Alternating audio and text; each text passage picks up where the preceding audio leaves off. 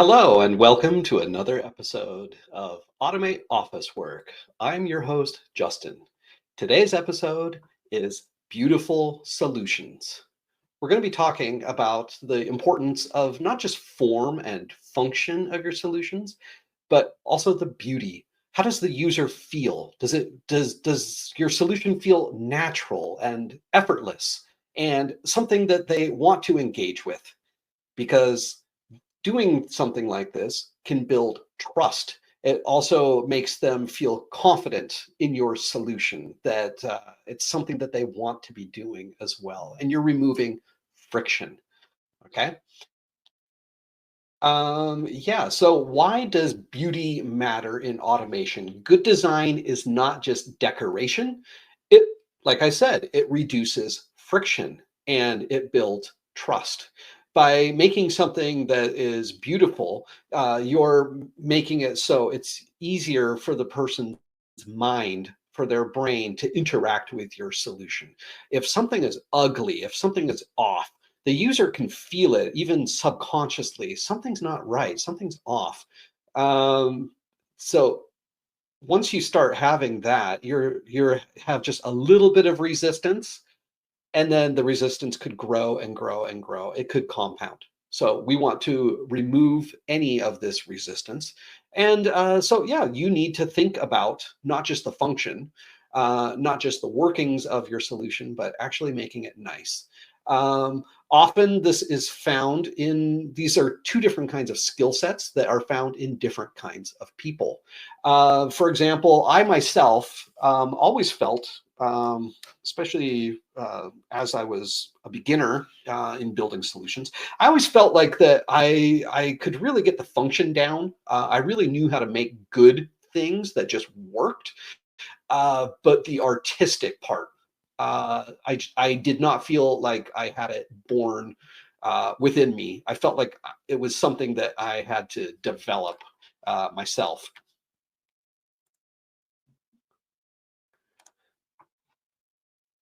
Um, Yeah, so let's go over the core principles of visual design. Visual design actually has many different principles that are very standard to it, and you can learn these principles of visual design. There are things like alignment, making sure that things that are like are all in a row or in a column so that the human eye can just go in a straight line and you go, I don't know, from like step to step to step or from phase to phase to phase.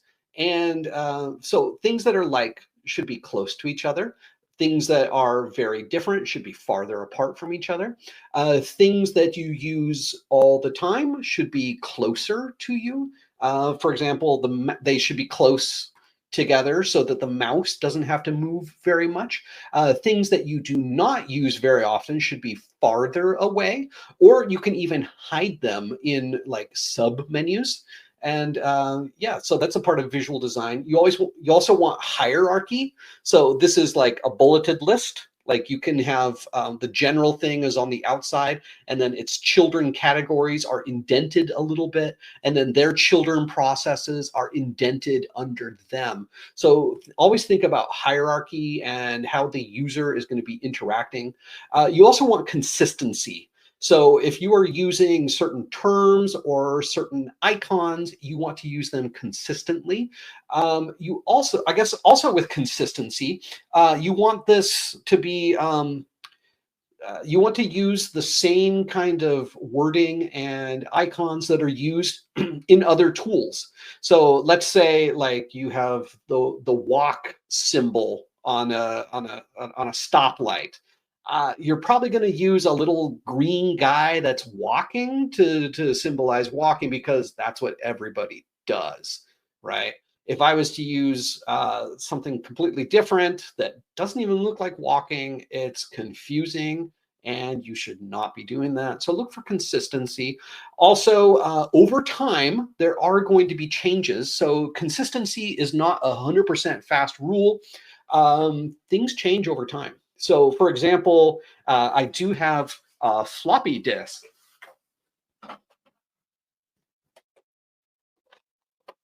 I have these ancient floppy disks that were around when I was growing up.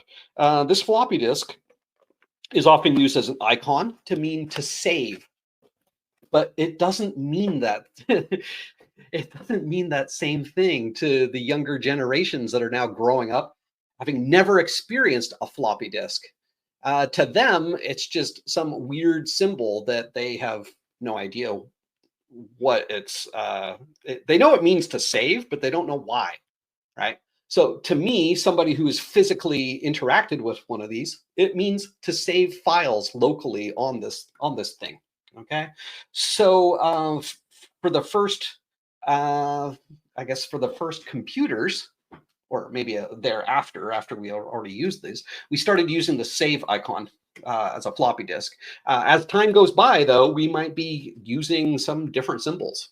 Um, I can't think of an example that comes to mind readily, but yeah, I've also heard this talked about in like the design of apps by Apple on the iPhone. That first they use they I think it's called skeuomorphic, where they'll use symbols of actual physical things, like let's say reading. Let's say you have like an app for reading long documents on the iPhone. Originally, they would have put an icon that showed like a bookshelf with different books on it. And this was to show users that, like, look, it's just like going to the library, a physical library, where there are shelves with many, many books. But over time, they've gotten rid of, they've made the icons even simpler. First, you get rid of the shelf. So maybe you have a stack of books. Then you condense the stack of books down to a single book. And then maybe they even get rid of the idea of a book. And there's more just like the idea of reading or something without the need of the physical book to remind you of the activity of reading. Okay, so that's the idea about visual design. There are many others of these, and I would recommend that that you look them up. Look up visual design. I did have a guest, Peter Hornsby, who talked about design a little bit. So I recommend that you go back to that episode as well. His idea of design goes so much further than just visual design. It's all about the like the feelings that the user has and how simple and how natural the whole experience feels, beyond just the looks. But yeah. So go ahead and get into visual design, and you might really enjoy it. The next section that I have is understanding color and how to get it right. Okay, I've got an example here on my website. This is in dark mode. I've got blacks, and I've got bright blues and a bright yellow for book a call. So you see that like this is fairly high contrast, which also helps people who might not see very well. You want to have very high contrast. And also be aware that some people are colorblind. So don't use certain kinds of color combinations. I do have a switch to turn this to light mode. So if the user is not able to see, I guess, in a dark mode, I guess there's different kinds of preferences of people, but you want to offer your people maybe different designs. But you see how there's a high contrast here as well. Okay. You can see examples of putting like things in a row. You notice I'm using consistent fonts, like each one has a simple icon that kind of conveys the meaning. Okay, so do that. Make it really nice. You can see that I've used a lot of spacing around here as well. You don't want things just to be cluttered. But you want to have nice space so that the user can feel that, yeah, things are not cluttered. They're going in a natural flow. Okay. More about color. There are different formats of color when we're working with computers. You might be familiar with RGB, which stands for red, green, blue. You tell the computer the different intensities of these three colors. If you do 0 of those, each of those, it's black. If you do 100% of them, you get white. with computers. You can also, instead of doing percentages of those, there's another format called hex, H-E-X, or hexadecimal.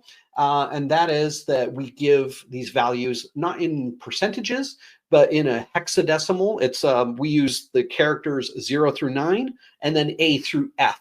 And this gives us a value of like 16 different values. And you can use like those in two two character pairs. And you can get a value between 0 and 255 if you were to translate it into our normal colors. But yeah, there is a third way that I've discovered lately, and it is much, much more enjoyable, and it's much more intuitive to use as a designer, and it's called HSL. I'm gonna go to, is there some? Here, I'll go to I've got an article. If you go to automateofficework.com/lessons/HSL, there is a nice article that talks about it. But you see there are 3 values if you want to pick a color in HSL. The first value is a degree that goes around this color wheel. So it's between 0 and 359. And you land somewhere in a color value. And then the second value is a percentage between 0 and 100, and it is the saturation. If you have 0 saturation, you're in gray. If you go to 100% saturation, you have a very, very bright, vivid color. Okay, and then the third value is another percentage, and it's the lightness, how dark or light your color will be. 0% it's at black, 100% it's at white. And or 100% bright. I shouldn't say white. I should say it's 100% bright. And you do have a fourth value that you could add to here. It's called your alpha channel, and that is the opacity. Whether your color, the color of your object is see-through. Okay, so these things are this kind of a way to indicate a color value. It's actually very nice for a designer, because this means that I could indicate a color, say like I want a very bright purple. So I've got the degree, I've got the saturation of the lightness to give me a really nice, bright, vivid purple. And now let's say I want to have maybe my other category of things. I want it to also be the same saturation and brightness, the same lightness. But now we can just move around this color wheel to maybe a different color. Maybe I can get a really bright, beautiful blue. And all I have to change is the degree around this color wheel. So I've got 2 colors that look similar to each other, but they're complementary to each other. In the same way, we could go down this lightness spectrum. Let's say I have a box that is a bright, bright purple, and when I hover the mouse over it, I want it to become a little bit lighter. And so we can do that. Instead of having to figure out the hexadecimal codes and the differences to change the amount of the red and blue or whatever in it, you could just say, change the lightness. It's as easy as that, right? So I'm really enjoying this way of working with colors. I would recommend that you learn these as well. Along with colors, use colors that match together, as well as ones that pop out. So on my website, you notice I've got a lot of blue, but then I use yellow when I want to really call the user's attention. I'm calling attention for the user to do the thing that I want them to do, which on my website, it's book a call with me. Okay. The rest of the things are kind of secondary to booking a call. Okay. So that's why we make that one really stand out. Okay. If you're not comfortable with different sets of colors and what looks good together, there are a lot of tutorials online. Look up like color theory. There are websites that give you these sets of colors that look really good together, to where they'll yeah, and then they'll always give you like one extra color that looks completely different, and it is meant to stand out.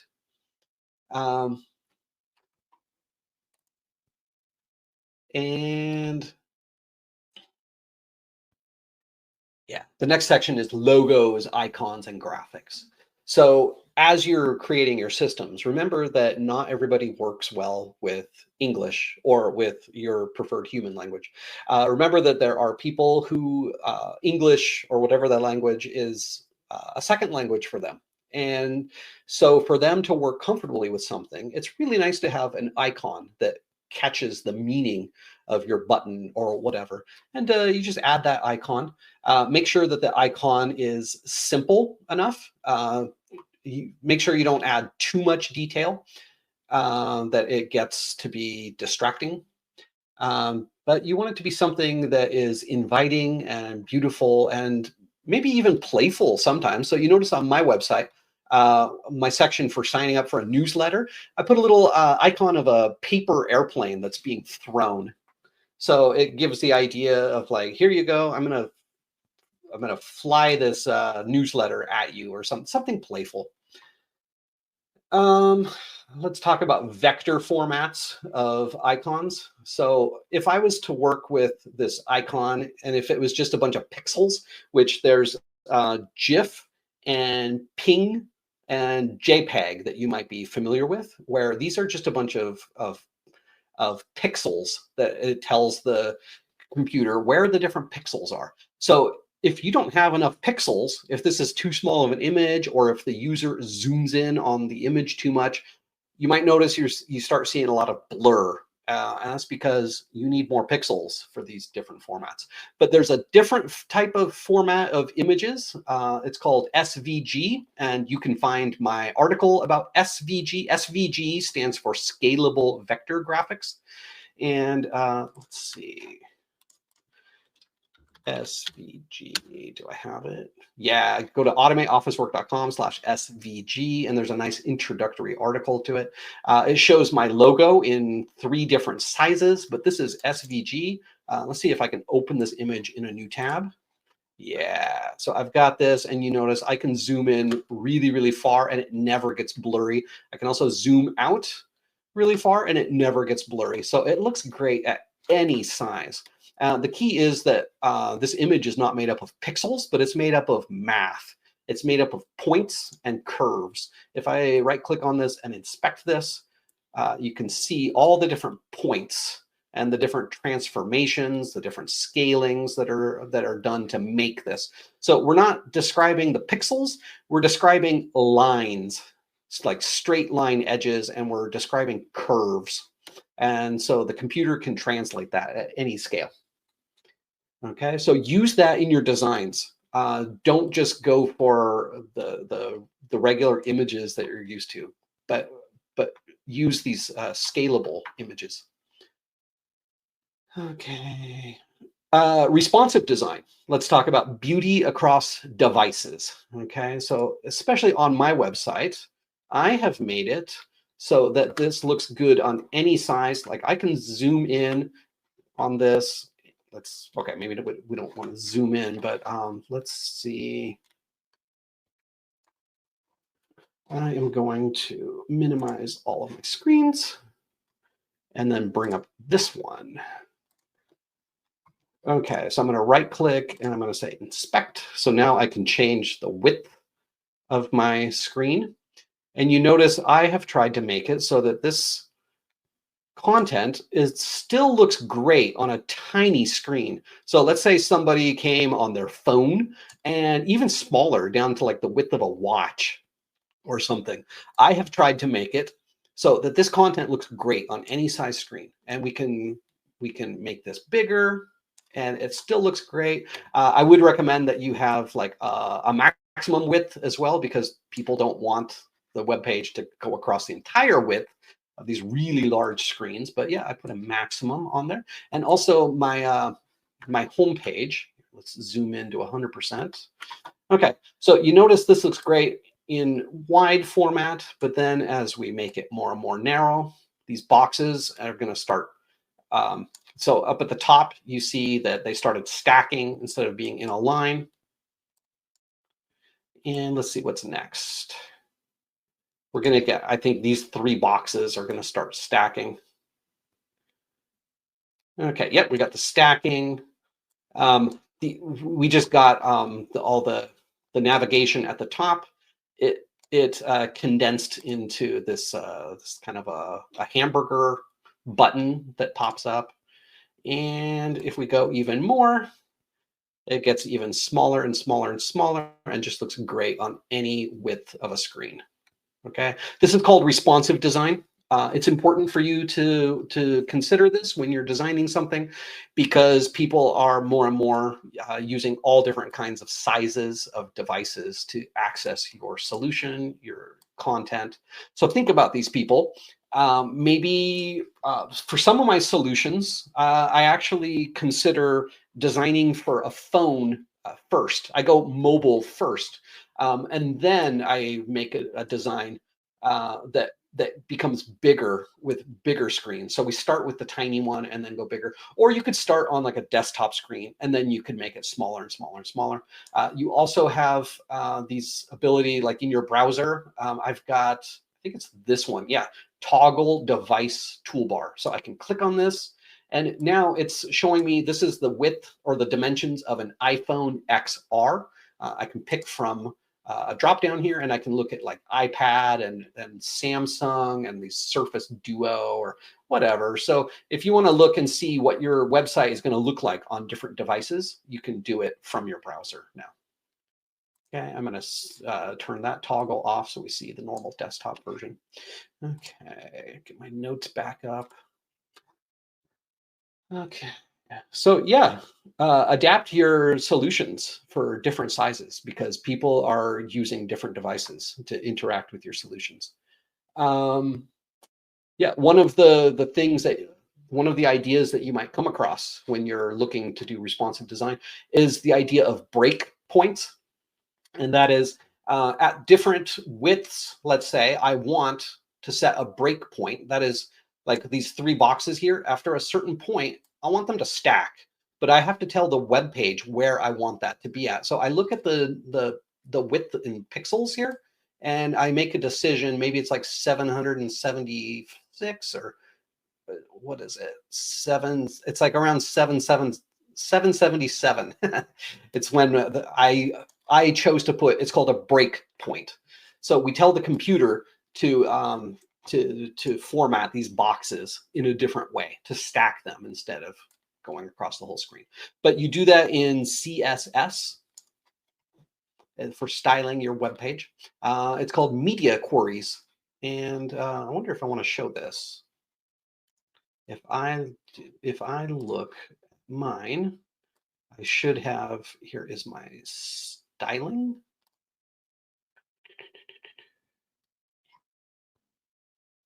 Here is my styling. And if I usually put it at the very bottom. Oh, it's not capturing the whole thing. I've got like these three dots. But anyway, it's inside your CSS. You say how many pixels wide the screen will be, and then you give a different styling to your different elements for that pixel width. Okay. Learning by copying. Okay, this is very important. You might be hesitant to just copy the styles of somebody else. I would say do it. You need to learn what good styling looks like. Look around, get a collection of things that look good to you, things that you like and that you would like to learn how to do.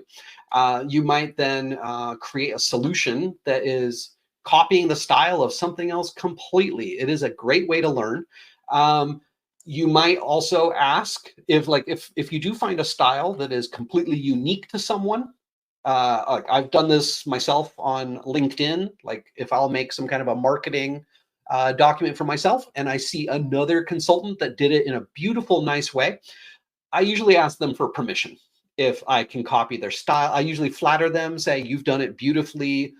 I would like to do things a little bit similar to you. Of course, I'll make it a little bit different as well. I'm not going to copy 100%, but I'm going to give it my own style, maybe change the colors just a little bit.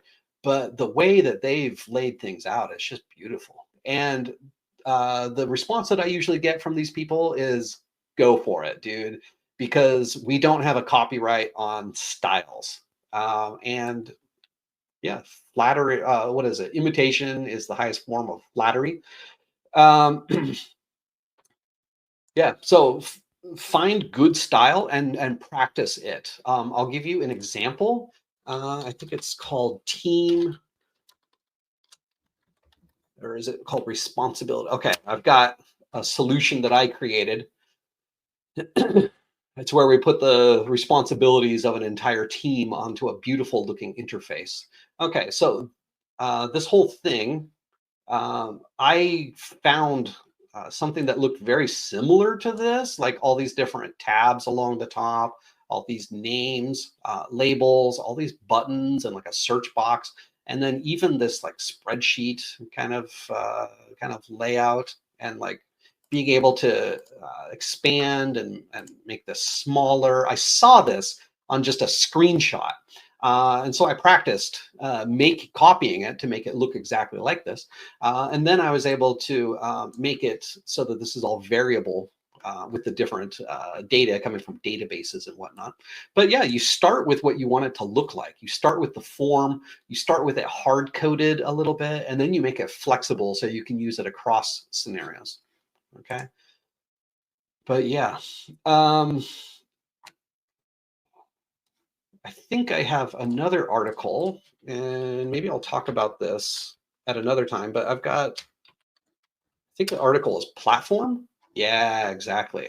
Okay, so I've got this image. So you see here up at the top that this is like a desktop format of getting lots and lots of data and navigation around different screens. Okay, we've got a banner at the top with the name of your solution. You've got the person logged in.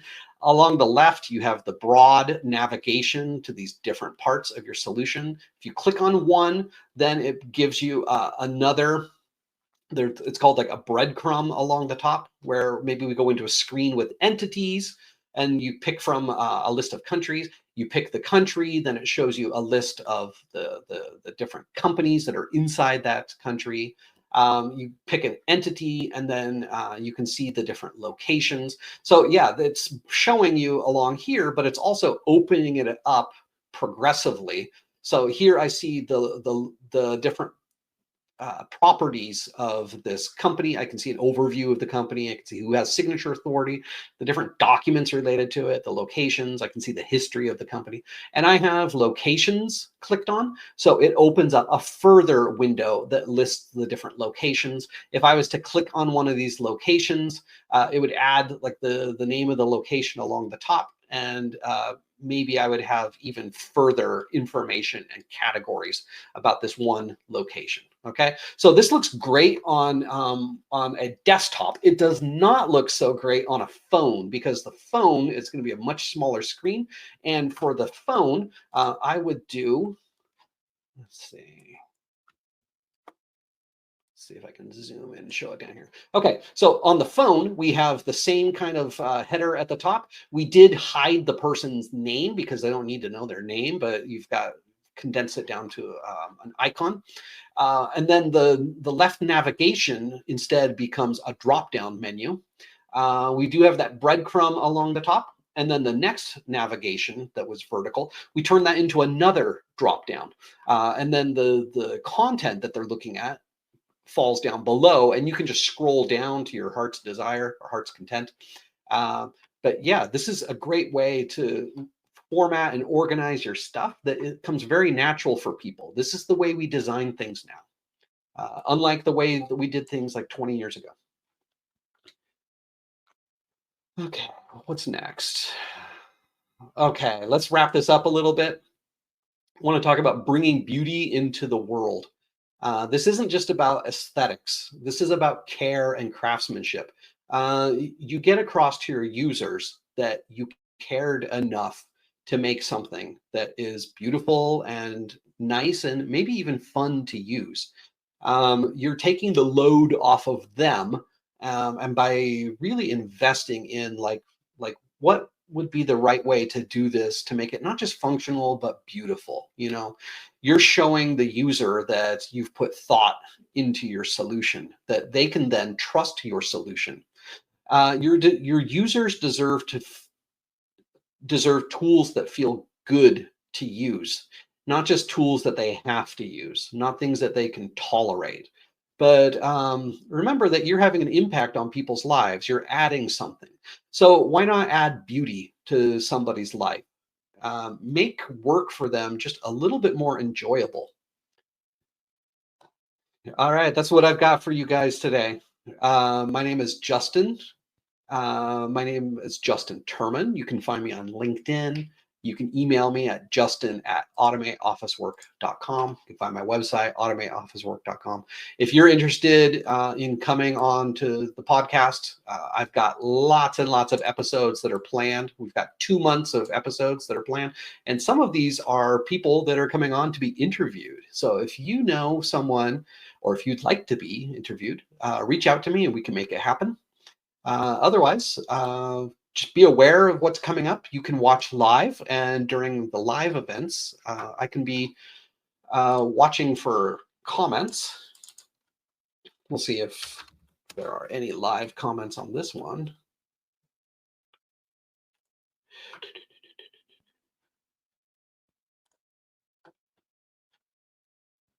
Not seen anything coming up. No, I don't see any live comments for today. But if you'd like to, go comment on the there's the link to the live to the there's a link to the LinkedIn event where you can post comments as well. All right. If you have any ideas for future content, if you'd like to see how to automate certain things or approaches for overcoming different challenges, just reach out to me. I'm here to help. All right. My name is Justin, and I wish you happy automating.